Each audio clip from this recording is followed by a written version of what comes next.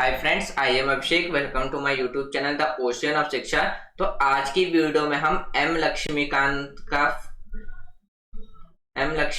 का second chapter discuss करेंगे, जो कि हमारा मेकिंग ऑफ द कॉन्स्टिट्यूशन यानी कि भारत के संविधान का निर्माण। आज हम इस चैप्टर को इसमें डिस्कस करेंगे। तो इससे पहले हमने जो हमारा फर्स्ट चैप्टर है उसको हमने कंप्लीट कर लिया और उसमें जो यूपीएससी के द्वारा डायरेक्ट क्वेश्चन पूछे गए थे उसको भी हमने डिस्कस किया। वो वीडियो ऑलरेडी अपलोडेड है, तो आप उसको जाकर के देख सकते हैं। तो हमारा संविधान कैसे बना वो आज हम इस चैप्टर में समझने की कोशिश करेंगे। तो जो सबसे पहले क्या है, कॉन्स्टिट्यूशन को बनाने से पहले एक कॉन्स्टिट्यूशन असेंबली की जरूरत थी। किसकी जरूरत थी? तो एक कॉन्स्टिट्यूशन असेंबली की जरूरत थी, जिसकी जो एडवाइस थी वो सबसे पहले किसके द्वारा दिया गया था? तो एम.एन. रॉय के द्वारा दिया गया था 1934 में। 1935 में यानी कि इंडियन नेशनल कांग्रेस के द्वारा फर्स्ट टाइम ये ऑफिशियली डिमांड किया गया था वो जो हमारे ब्रिटिश गवर्नमेंट थे उनके सामने कि हमें एक कॉन्स्टिट्यूशनल असेंबली की जरूरत है और वे एक कॉन्स्टिट्यूशन असेंबली बनाएंगे। तो ये कब ऑफिशियली डिमांड किया गया था? तो 1935 में। यानी कि जब आईएनएस यानी कि इंडियन नेशनल कांग्रेस के द्वारा ये डिक्लेयर कर दिया गया था कि जैसे ही भारत आजाद होगा, तो भारत आजाद होते ही पहले क्या करेगी? एक कॉन्स्टिट्यूशन का वो क्या करेगी? पहले वो निर्माण करेगी। और जो भी गवर्नमेंट इलेक्टेड होंगे वो किसके द्वारा होंगे? तो देश के युवाओं के द्वारा यानी कि एडल्ट के द्वारा चुने जाएंगे। तो जैसे ही यानी कि इंडियन नेशनल कांग्रेस की इस डिमांड को ब्रिटिश गवर्नमेंट के द्वारा एक्सेप्ट किया गया, तो उसे हम किस नाम से जानते हैं? अगस्त ऑफर 1940 यानी कि अगस्त ऑफर 1940 के नाम से हम इसे जानते हैं। क्यों? क्योंकि अगस्त 1940 में ही ये जो हमारा डिमांड था उसको एक्सेप्ट ब्रिटिश गवर्नमेंट के द्वारा किया गया था।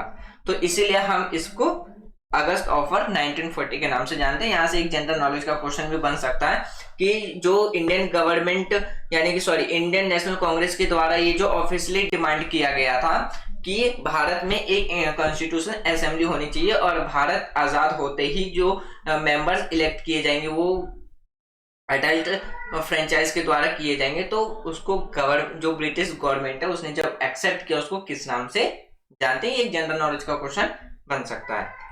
तो जैसे ही ये प्रस्ताव रखा गया तो ब्रिटिश गवर्नमेंट के जो एक कैबिनेट मेंबर थे जिनका नाम था हमारा सर स्टॉफर्ड क्रिप्स, 1942 में उन्होंने एक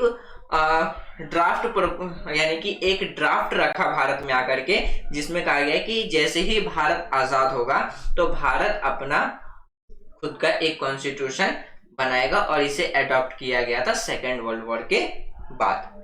तो जैसे ही जो क्रिप्स मिशन का जो हमारे यहाँ पे जो सेटफोन जो क्रिप्स है उनके प्रपोजल को क्या है, मुस्लिम लीग के द्वारा क्या किया गया था? तो रिजेक्ट कर दिया गया था। रिजेक्ट इसलिए कर दिया गया था क्योंकि जो मुस्लिम लीग की जो डिमांड थी वो कहना था कि भारत में दो सेपरेट कॉन्स्टिट्यूशन असेंबली होने चाहिए। तो इस चीज को लेकर के जो मुस्लिम लीग थे उन्होंने जो क्रिप्स का जो प्रपोजल था वो क्या किया था? तो रिजेक्ट कर दिया गया था। जबकि इसने दोनों संविधान सभाओं के विचार को क्या कर दिया? तो खारिज कर दिया। यानी कि जो क्रिप्स मिशन के प्रपोजल के बाद जो मुस्लिम लीग ने अपनी डिमांड रखी थी कि दो सेपरेट कॉन्स्टिट्यूशन असेंबली होनी चाहिए, तो उसमें क्या था? ये जो दो सेपरेट कॉन्स्टिट्यूशन असेंबली की जो बात थी उसे खारिज कर दिया गया था। खारिज करने के बाद लेकिन उसमें क्या है, उस कॉन्स्टिट्यूशन असेंबली में ऐसी बहुत सी चीजें चेंजेस की गई थी जिसमें क्या है, मुस्लिम लीग को काफी हद तक सस्टिफाइड किया जाना था। काफी हद तक क्या किया जाना था? तो सस्टिफाइड किया जाना था। तो फिर उसके बाद हमारे कॉन्स्टिट्यूशन सभा की क्या हुई? तो संरचना यानी कि कॉन्स्टिट्यूशन असेंबली की कंपोजिशन हमें देखने को मिलता है। तो जो कैबिनेट मिशन था, कैबिनेट मिशन ने एक योजना तैयार की गई जिसके तहत क्या था, 1946 में कॉन्स्टिट्यूशन असेंबली की स्थापना की गई थी। तो यहाँ पे एक क्वेश्चन बन सकता है कि हमारे कॉन्स्टिट्यूशन असेंबली की जो स्थापना है वो कब की गई थी? तो वो की गई थी 1946 में, यानी कि नवंबर 1946 में। तो अगर हम अपने कॉन्स्टिट्यूशन असेंबली के कुछ फीचर्स की बात करें तो उसमें क्या है, पहला फीचर्स हमें यही देखने को मिलता है, उसमें टोटल कितनी सीट्स थी, तो 389 उसमें टोटल सीट्स थी, जिसमें से 296 सीट पे किसको अलाउ किया गया था, तो ब्रिटिश इंडिया को अलाउ किया गया था, और बाकी जो 93 सीट्स थे उस पे किसके लिए अलाउ किया गया था, भारत के अंदर जितने भी प्रांतीय या जो हमारे प्रोविंशियल स्टेट थे उसके लिए ये अलाउ किया गया था।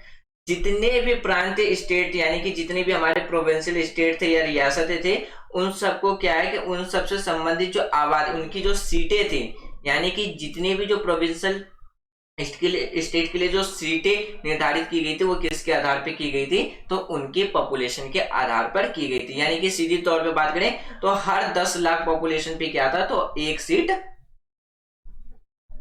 कहां पे, तो कॉन्स्टिट्यूशन असेंबली में। अगर हम आगे देखें इसका जो अगला फीचर है, इसमें क्या किया गया था कि जो हमारा कॉन्स्टिट्यूशन असेंबली में जो सीट्स अलाउ किए गए थे वे डिवाइडेड थे टोटल कितने, तो 3 प्रिंसिपल कम्युनिटी के आधार पर। पहला था हमारा मुस्लिम, दूसरा था सिख और तीसरा था हमारा जनरल।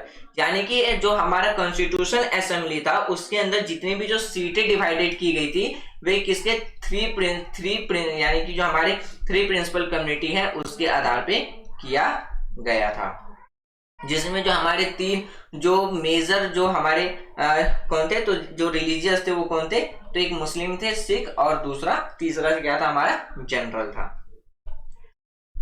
फिर आगे अगर हम देखें जितने भी जो रिप्रेजेंटेटिव थे वे किसके द्वारा इलेक्टेड, जितने भी जो मेंबर थे जो इलेक्टेड थे, यानी इलेक्टेड मेंबर और जो नॉमिनेटेड मेंबर थे वे सारे किसके द्वारा चुने गए थे, तो सारे पार्टी के द्वारा ही इलेक्टेड किए गए थे। जो प्रत्येक समुदाय के जो प्रतिनिधित्व थे, यानी कि यहाँ पे ये समझाने जितने भी जो कम्युनिटी के जो रिप्रेजेंटेटिव थे वे उसी कम्युनिटी के द्वारा क्या करना था, तो इलेक्ट यानी कि वोट देके इलेक्ट करना था। एग्जाम्पल यहाँ पे जैसे हमारे जो 3 कम्युनिटी थे, पहला था मुस्लिम, दूसरा था सिख और तीसरा था हमारा जनरल। जनरल में ऑलमोस्ट जो भी जो नॉन मुस्लिम और नॉन सिख है वो सारे आ जाते थे। तो जो मुस्लिम कम्युनिटी का जो रिप्रेजेंटेटिव होगा वो किसके द्वारा ही चुना जाएगा, तो सिर्फ मुस्लिम के द्वारा ही चुना जाएगा। और जो सिख का जो यानी कि सिख कम्युनिटी का जो रिप्रेजेंटेटिव होगा वो किसके द्वारा चुना जाएगा, तो सिर्फ सिख के द्वारा ही चुना जाना था। और जो जनरल कम्युनिटी का जो रिप्रेजेंटेटिव होगा वो जनरल के द्वारा ही चुना जाना था। और कॉन्स्टिट्यूशन असेंबली में जितने भी जो मेंबर्स थे या जो इलेक्टेड मेंबर थे या जो नॉमिनेटेड मेंबर थे वो किसके द्वारा चुने गए थे, तो पार्टी के द्वारा ही चुने गए थे। हम बात करें अगर अगला जो फीचर था उसमें क्या था कि जो सदस्य को जो अप्रत्यक्ष रूप से जो प्रांतीय विधानसभाओं के जो सदस्य द्वारा चुना जाना था, जो स्वयं एक क्या था, तो सीमित अधिकार जो मताधिकार पर चुना था।